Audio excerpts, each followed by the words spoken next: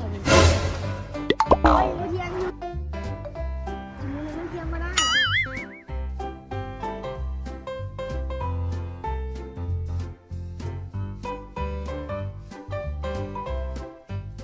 โอ้ยเฮียอย่าวัน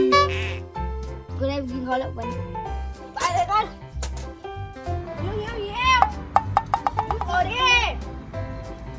โอ้ยมือเดียวก็ปอดตะบ้านเนี่ยก็ไม่ให้ไปใส่เลย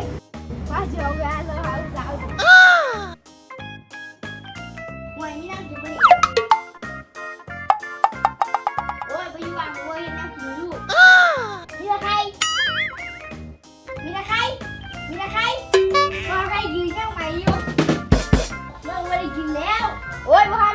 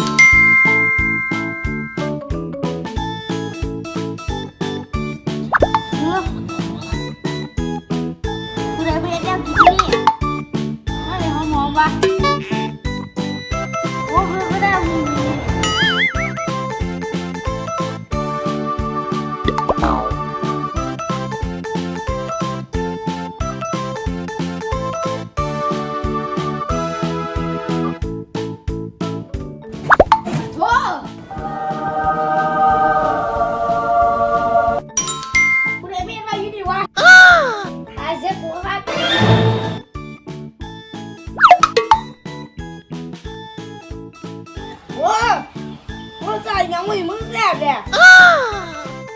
ไปก็แซ่บไปกิน